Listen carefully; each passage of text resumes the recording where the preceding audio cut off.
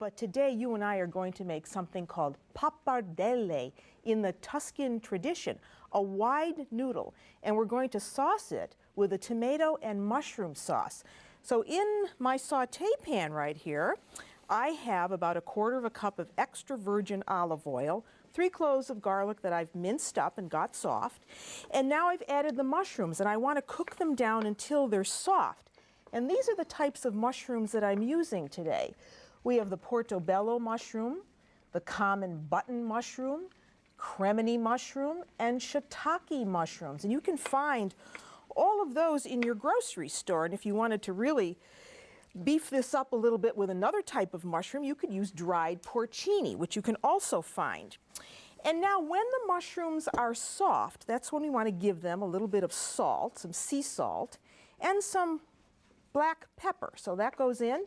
And then you want about 3 pounds of plum tomatoes. This is the tomato of choice that Italians just love to cook with. So now the tomatoes go in, and while they are cooking down, I'm going to add some mint with this, and we're using fresh mint. And this is what mint looks like when you get it out of the garden or you go to the grocery store and you can buy little plants of mint. So always use fresh herbs. So we want about 1/3 cup of mint in our sauce. And once you have everything in the pan, well, it's not going to take very long for that sauce to cook, maybe about 10-15 minutes. This is a really fresh tasting sauce. So all that goes in. I'm going to give that a stir and let it go. Looks good. Okay, so that's the sauce. Very, very simple and very quick. Who says Italian sauces have to cook forever? All right, that's on a simmer, so now we can go on and talk about the pappardelle. So here is our dough, and remember, when you make pappardelle, you have to start with eggs. So we have about 4 cups of unbleached flour and 3 large eggs. So now we want to cut this up and work with 1 piece at a time. And depending on the size of your eggs, you know, will make the difference as to how much flour you're going to be using with this. So there is no formal recipe for giving you the amounts for making fresh pasta. So now we need a rolling pin to flatten the dough down. And if you've done this correctly, of course, you will have a dough that moves easily on the board. So you want to flatten the dough down because you do not want to put it through your pasta machine like this. You can actually strip the gears. So just flatten it slightly. Here we have a knob with numbers on it that goes from 1 to 7, and that helps you thin the dough down. I start on number 2. Turn on the motor and thin the dough. And as you put it through the machine, if it's wet, you want to give it just a little bit of flour and move the knob down. So as you go in increments from 2 to 7, you're going to be thinning down the pasta. Wow, this is getting really long. And once you get it to a length that you can't deal with anymore, then you can cut it in half. Let me move that up and give this a cut. I'm going to cut this in half now and put this through again. Now you can almost see my hand behind that sheet of pasta. Doesn't that look beautiful?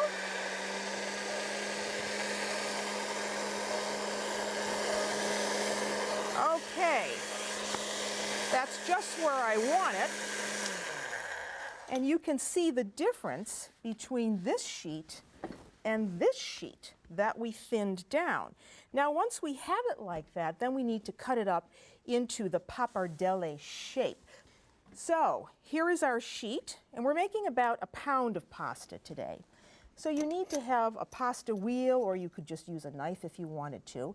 And traditionally, pappardelle can be 1.5 to 2 inches wide, and they can be anywhere from 6 to 9 inches long. So trim your sheet off, because you're going to re-roll those pieces again. You can keep these pieces covered.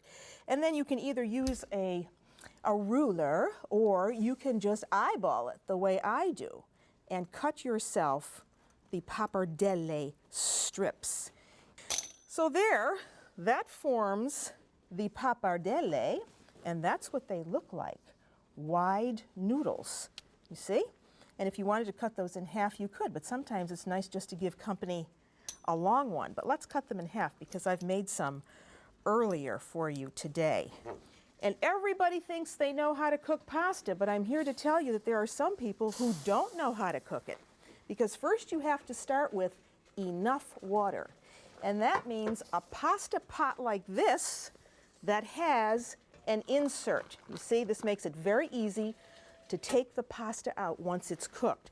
So once you've got that water to a rolling boil, you want to add about a tablespoon of salt for every pound of pasta that you cook.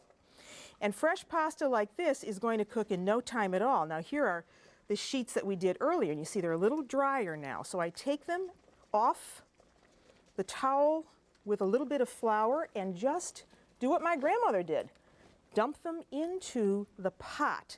So I'm going to cook, about 3/4 of a pound of this today, and put the few pieces that I just did for you in the water, and give this a stir. I'm going to stir that around and put the cover back on. Bring that back to a boil. 2 minutes later, that's going to be ready to go. And we're using today a pecorino cheese, an aged pecorino cheese. And I'm just going to grate a little bit into the platter. Wonderful cheese with a salty taste. So you may want to correct the seasoning, or the salt rather, when you are making your sauce. So there's a little bit of cheese in the dish. And how do you know when fresh pasta is cooked? You know it's cooked by bringing up a piece of it and looking at it. And it should remain al dente. It should not be soggy. It has to retain its shape. And I know that that is cooked. So we have to bring over our platter. And this is the way I do it. I put the platter right next to the pasta pot. Turn off the heat, and then carefully, you want to leave some of the water on the pasta, but not all of it. Carefully drain it. You can wash the stove while you're at it too. Get all that water off. Shake off the pasta and dump it right into the platter. Look at how beautiful that looks. Now we need our sauce, and I think that's ready. So it's ready to go. And bring it right over. Pour this right over the pasta. Not all of it, because I only cooked about 3/4 of a pound of the pappardelle for you. And spread it with the mushrooms, the fresh pasta, the cheese. I am transported back to Tuscany again.